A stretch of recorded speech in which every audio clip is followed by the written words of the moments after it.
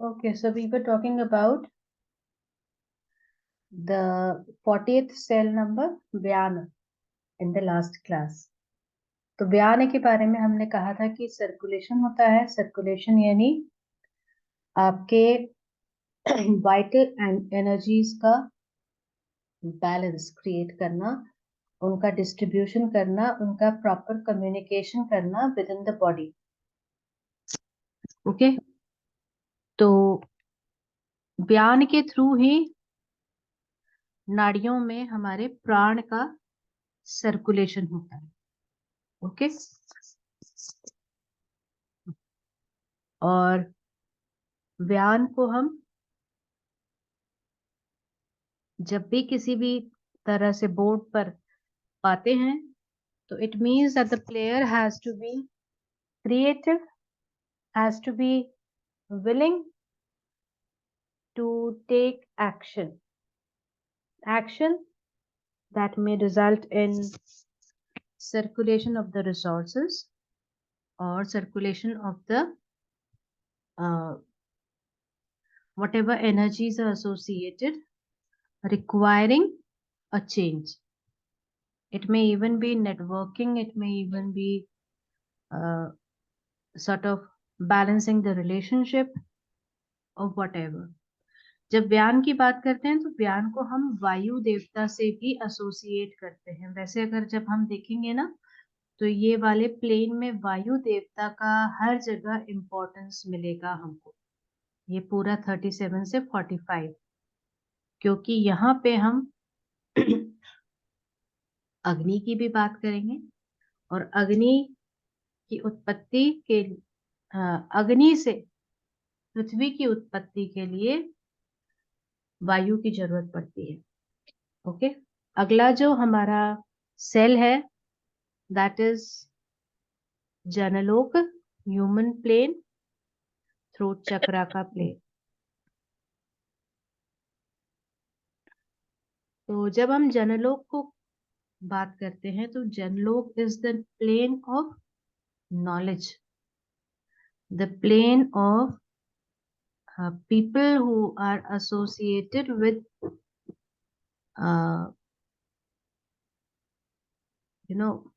the knowledge which is beyond sort of materialistic desires. यहाँ हम कहते हैं कि ब्रह्मा के चारों पुत्र, चार कुमार, सनातन, सनाका, सनानंदान और सनत कुमार, चारों के चारों ब्रह्मचारी यहाँ रिसाइड करते हैं. राजकुमारी ये बंद तो करो नल. और यहाँ पे जितने भी गॉड्स, ऋषिज, जो भी डिवाइन बीइंग्स रहते हैं, they are the ones that have got control and conquered the Panchbhutas and the sense organs. Okay, यानी उन्होंने अनलिमिटेड नॉलेज गेन किया हुआ है through austerities and penances, and they are the ones who can transform into spiritual beings and enter Vaikuntha Lok whenever the Mahapralay comes. Okay, तो ये हमारी human race के प्रोजेनेटर्स का प्लेन हो गया. यहाँ पे जितने भी आपके नॉलेज या हम कह लें कि पंचभूत से ऊपर के जितने भी हमारे एलिमेंट्स है ना, क्योंकि ये तो पहले के 5 एलिमेंट्स हो गए आपके earth, water, fire and what is this element, heart chakra, air, water, earth, fire, and one more, na? Wood element, या फिर हम उसको कह वुड, लेते हैं आकाश तत्व, जीव। ठीक है ना। उसके बाद जो ये हमारे तीनों एलिमेंट्स होंगे ना, वो तीनों ऊपर के एलिमेंट्स जो हैं बेसिकली वो सत्य, चित और आनंद से एसोसिएटेड है। तो जब हम इस प्लेन में जनलोक की बात करते हैं तो ये वाला जो सेल है ये इटर्नल ब्लिस से एसोसिएटेड है, यानी हमको यहाँ पर रहने वाले नॉलेज की बात करते हैं, नॉलेज में आनंद पाते हैं। The desires that they possess is beyond self. It includes the actions of Paramarth, okay, and you have to ignore the boundaries of self if you want to reside here. If you do not ignore the boundaries of self, you are bitten by the snake, which is 3 cells beyond the throat chakra. जो लोग मैं में डूब जाते हैं वो नीचे गिर जाते हैं, वो मैम वापस अपने इग्नोरेंस वाला ना। क्या पूजा? मैम मैं बोल रही हूँ इससे 3 सेल्स आगे इग्नोरेंस वाला स्नेक है ना। हाँ। हम्म।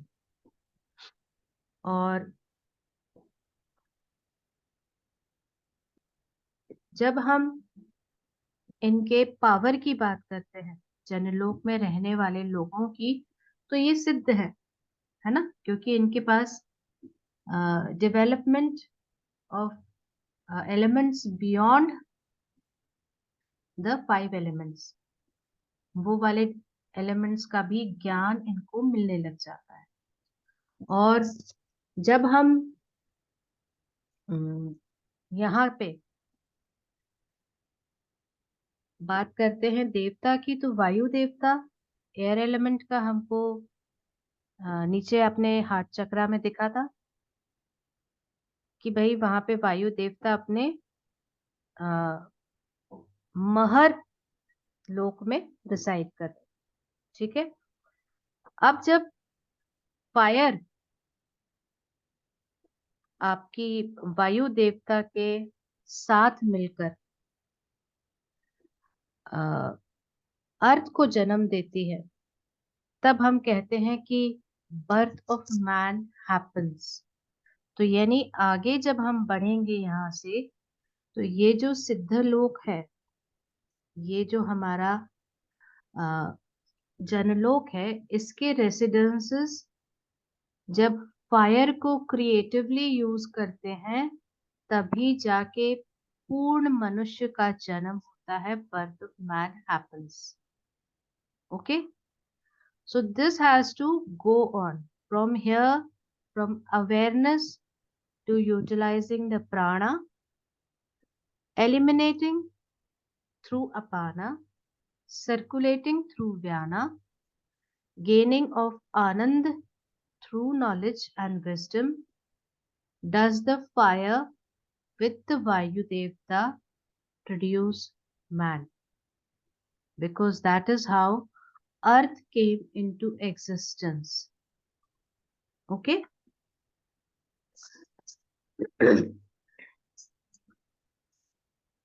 तो जब आप 5th प्लेन में एंटर करते हैं तो आपका हार्मोनाइजेशन यूनिवर्सल लॉज के साथ होना बहुत जरूरी है। यानी आपको अपने आप को खुद को स्टैब्लिश करना है, अपने आप को दूसरों से कम्युनिकेट करना है, और इसलिए आपको जरूरत पड़ती है वोकल कॉर्ड्स की, थ्रोट की। यानी communication holds a very important place for the people who are in this plane. So if anybody has a question and he lands on the 5th plane, we have to take into consideration that he needs to have a proper communication.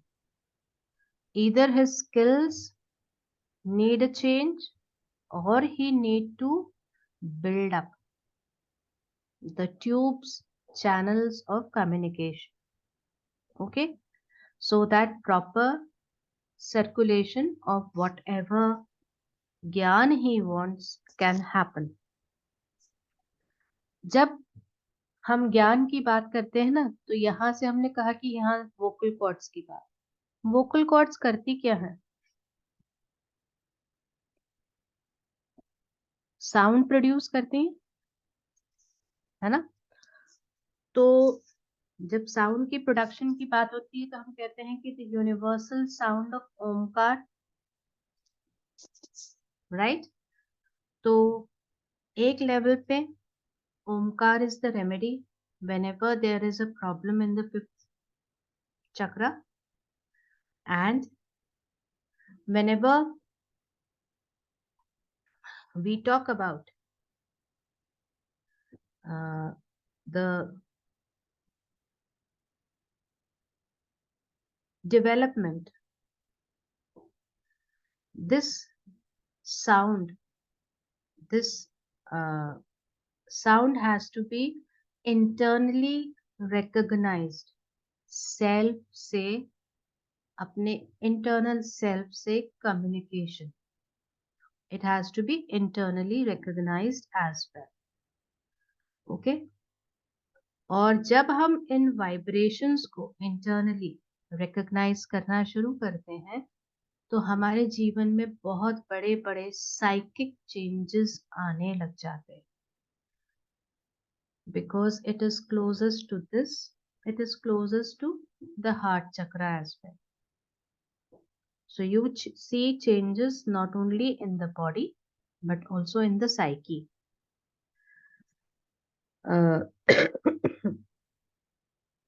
हमारा vision, हम कहते हैं कि आंखों से हमको जो दिखाई देता है उससे बहुत ज्यादा चीजें हम नहीं देख पा रहे होते.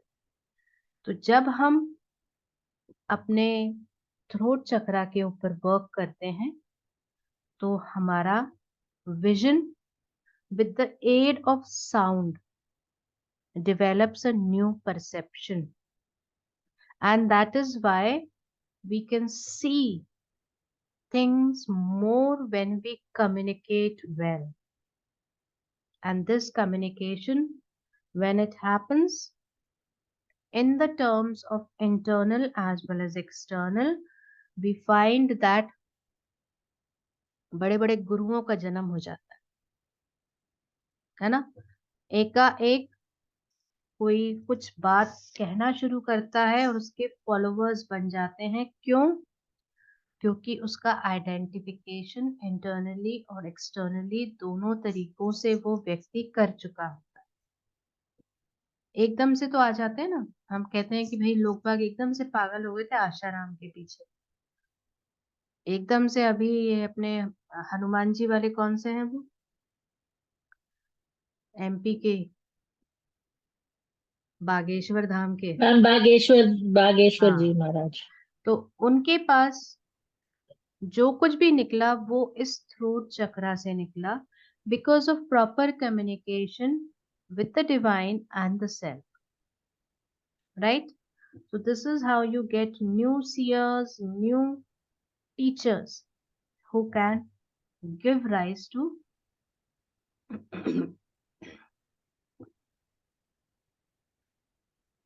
सनत कुमार जब राजा पृथु को वो दे रहे होते हैं, क्या कहते हैं ना अपन, डिस्कोर्सेस, तो उसमें वो कहते हैं कि विष्णु ही सबका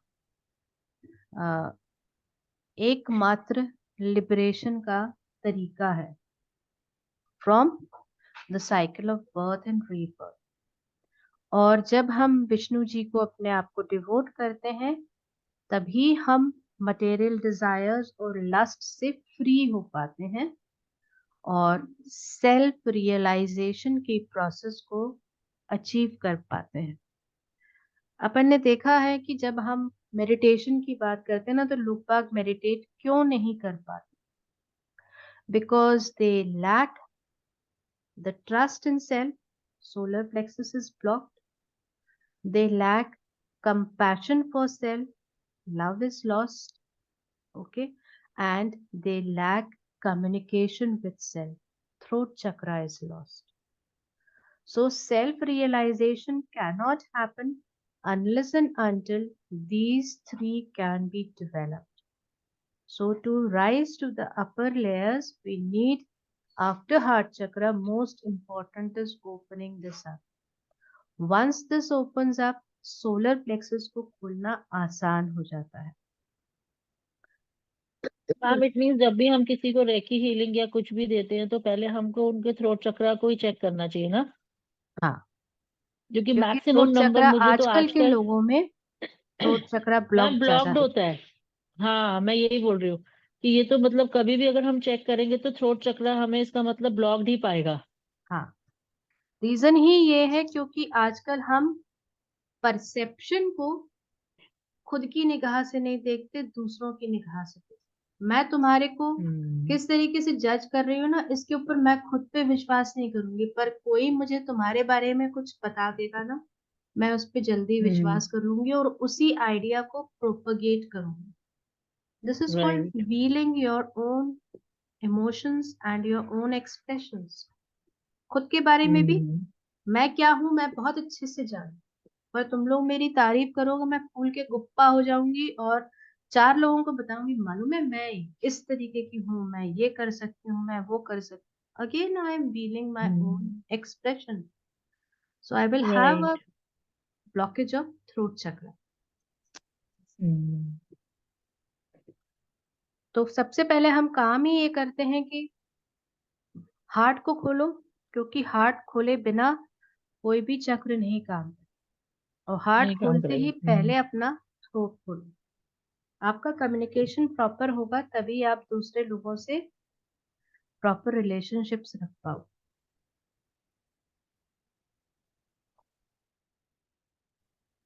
तो जब हम जनलोक में रहते हैं ना, it asks us cast away and dissolve all desires and attachment to possessions.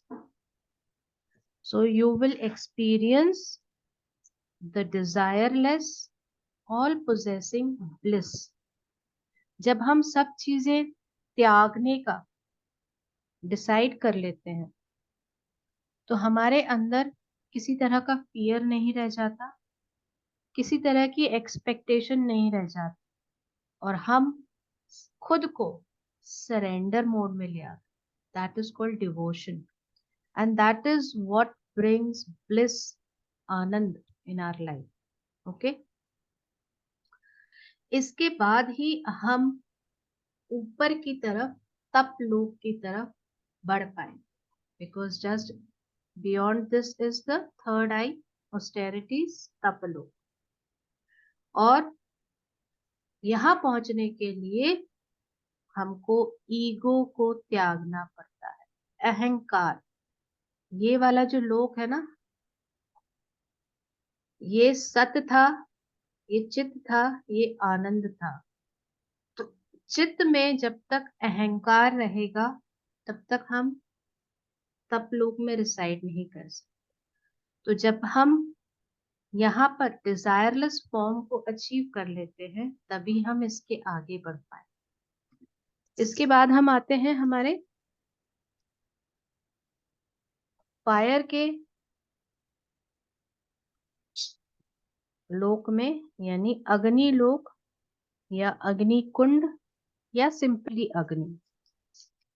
अग्नि क्या करती है? अग्नि ही एकमात्र चीज है जो कुछ नया क्रिएट करने का पावर रखती है ना। जब तक सूरज की रोशनी नहीं होती, तब तक फोटोसिंथेसिस नहीं होता। अग्नि का ही रूप एक है रोशनी। जब तक हम खाने को पका नहीं लेते, वो डाइजेस्टेबल नहीं होता हमारे लिए। अग्नि ही हमारे को रूप बदल के नया प्रोडक्ट दे पाती है, राइट। सो व्हेन वी से अग्नि कुंड, तो हम जानते हैं कि हम हवन कुंड की बात कर रहे हैं या हम चूल्हे की बात कर रहे हैं। चूल्हा भी वो वाला जिसमें हम गड्ढे में आग जलाते थे, यानी हम एक तरह के ओवन की बात कर रहे हैं। ओके, अग्नि ही हमारा सहारा होती है रात को गर्मी देने के लिए। आज हम इलेक्ट्रिसिटी जो यूज करते हैं, that is a form of Agni only, because it can produce heat and heat production is associated with Agni, right. तो अग्नि को अगर हम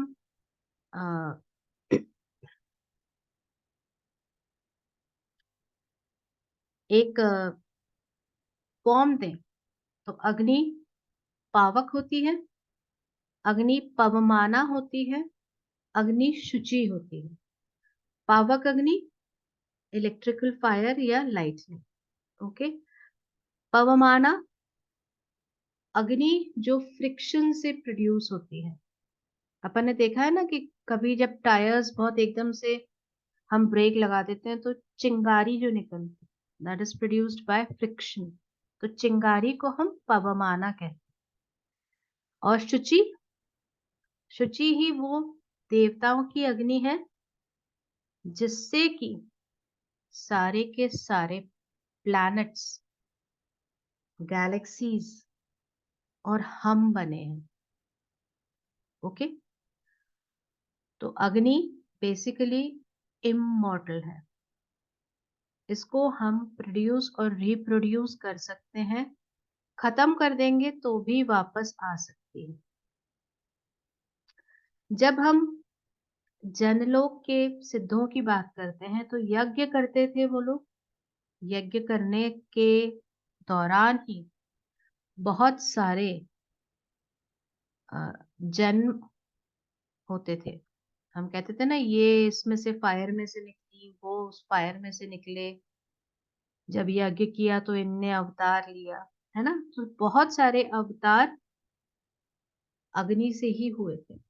और अग्नि को अगर हम इस तरीके से देखें कि वशिष्ठ ऋषि, जिनके के खुद के 3 जन्म हुए थे, वशिष्ठ ऋषि ने आज के राजस्थान में उस टाइम पर एक अग्नि कुंड स्टैब्लिश किया था, एक फायर पिट बनाया था। और उसी अग्नि कुंड से 4 तरह के क्षत्रियों का जन्म हुआ था, जिन्होंने धरती पे से परशुराम के द्वारा सारे के सारे क्षत्रियों का विनाश करने के बाद उन 4 क्षत्रियों की धाराओं से धरती के ऊपर दानवों के आतंक से मुक्ति दिलाने का काम किया। तो जब ये 4 क्षत्रिय निकले थे ना, तो हम क्षत्रियों की जब बात करते हैं कहते हैं कि राजपूत तो भाई या तो सूर्यवंशी होते हैं या चंद्रवंशी होते हैं। राजपूत सिर्फ चंद्रवंशी सूर्यवंशी नहीं होते, अग्निवंशी भी होते हैं। अग्निवंशी राजपूतों में उन्होंने जो 4 निकाले थे ना, उनका रिप्रेजेंटेशन, एक सेकंड में आपको बता रही हूँ।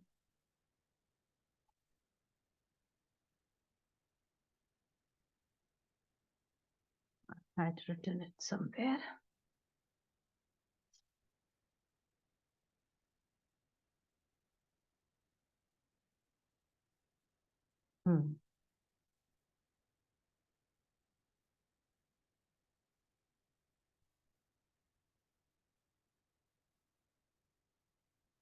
माउंट आबू के पास ये अग्निकुंड ने स्टैब्लिश किया था। और इसमें से जो 4 राजपूतों के क्लैंस निकले थे, उसके हिसाब से जो परमार होते थे, परमार राजपूतों का क्लैन निकला था। देवर called the slayers of the enemy. Okay फिर निकले थे उसमें से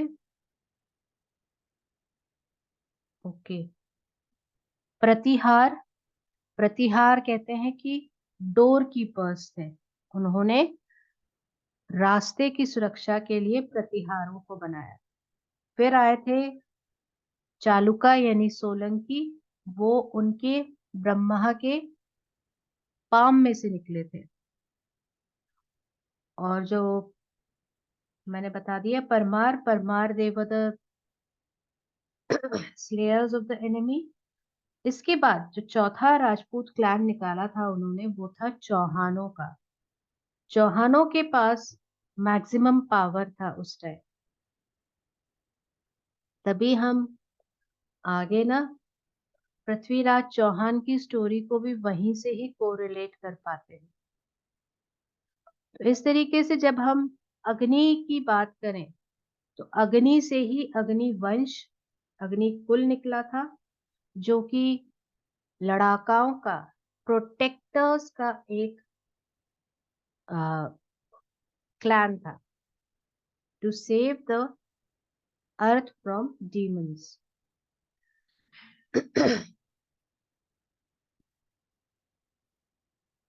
अग्नि देवता की जब हम बात करते हैं तो उनके साथ ही इंद्र की बात आती है, क्योंकि दोनों को ही हम गॉड ऑफ फायर मान के चलते हैं।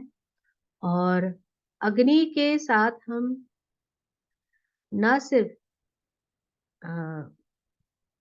कुकिंग और वार्मथ की बात करते हैं, हम हमारे सोल का प्योरिफिकेशन भी अग्नि के द्वारा ही करते हैं। तो जब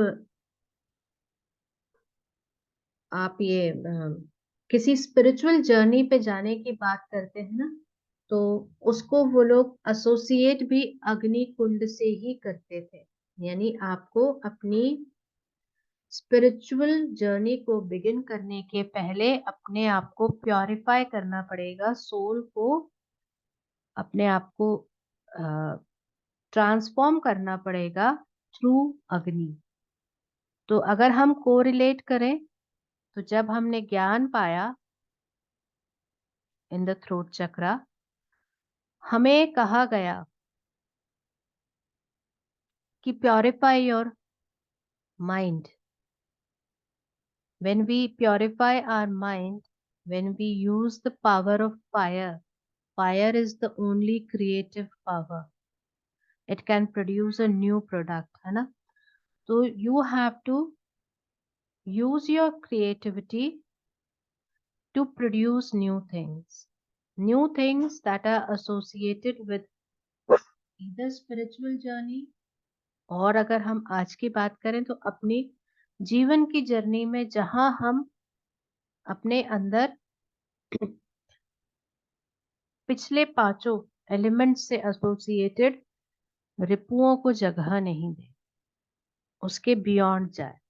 यानी कंपैरिजन नहीं होना चाहिए, कोई डिजायर ऑफ पोजेशन नहीं होना चाहिए, कोई फियर नहीं होना चाहिए, तभी हम एनलाइटेंड होंगे। Enlightenment is also a purification process, just like the time when we enter an अग्निकुंड। इसके बाद जब हम सारी डिजायर्स को एंड कर देते हैं, प्योरीफाई हो जाते हैं, तभी मनुष्य का जन्म मिलता है।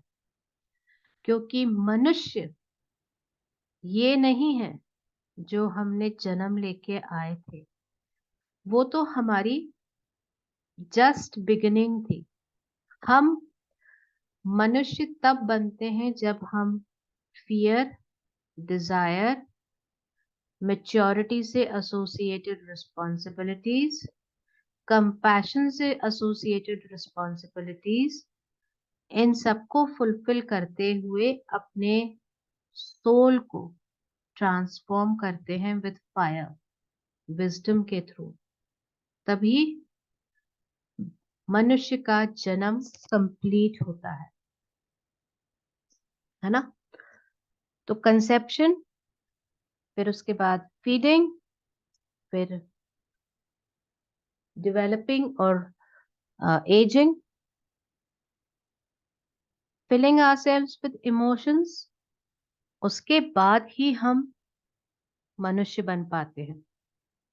हमने देखा है ना, जब हम अगर कुंडली के 12 घरों की भी बात करेंगे ना, तो हम यही देखेंगे उसमें भी। पहले घर में हम सेल्फ हैं, उसके बाद हम हमारे खाने से जुड़ते हैं, फिर उसके बाद हम अपनी फैमिली से जुड़ते हैं, फिर हमारे को इमोशंस से एसोसिएट किया जाता है, तब जाके हम बच्चों को जन्म दे पाते हैं, अपनी डेली एक्टिविटीज से एसोसिएट हो पाते हैं और एक नया परिवार चला पाते। तो ये 7 भाव थे जो मैंने बता दिए आपको। ये ही भाव जब पूरे हो जाते हैं तब आप मनुष्य बन पाते हैं। जब आप मनुष्य बन जाते हैं ना, तो मनुष्य किसी दूसरे मनुष्य का बेटा, भाई, बीवी, बच्चा कुछ नहीं होता। मनुष्य is associated only with the divine. Okay? Unless and until you can correlate yourself with the divine beyond the relationships, you are not man.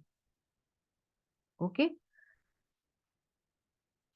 हमारे अंदर बहुत सारा रैशनल बिहेवियर होता है, इंटेलेक्ट बहुत हाई होता है, और हम जीते हैं, हम जानते हैं, थॉट्स, वर्ड्स, एक्शंस, यही तीनों कर्म हमको करने हैं। इन कर्मों से एसोसिएटेड ट्रू लॉज को जब हम नहीं समझ पाते, तब तक हम मनुष्य नहीं बन पाते। यानी आपके कर्म, किसी भी तरह के थॉट, वर्ड, एक्शन, जब तक वो डिवाइन से एसोसिएट नहीं होंगे, you cannot stay to be human. When you lose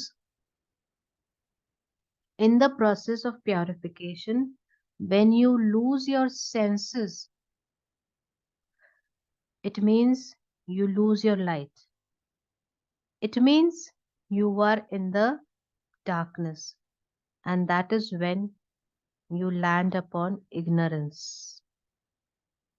Ignorance is associated with darkness around you. ठीक है? तो जब हम आपकी जर्नी की बात करते हैं, तो अगर आप बर्थ ऑफ मैन पे आते हो, इसका मतलब ये है कि आपको अभी प्योरिफिकेशन एंड ट्रांसफॉर्मेशन को इम्पोर्टेंस देना है, जिंदगी में लाइट को इम्पोर्टेंस देना है, so that you do not fall into the trap of ignorance and fall down. Okay? Ignorance, darkness, अविद्या।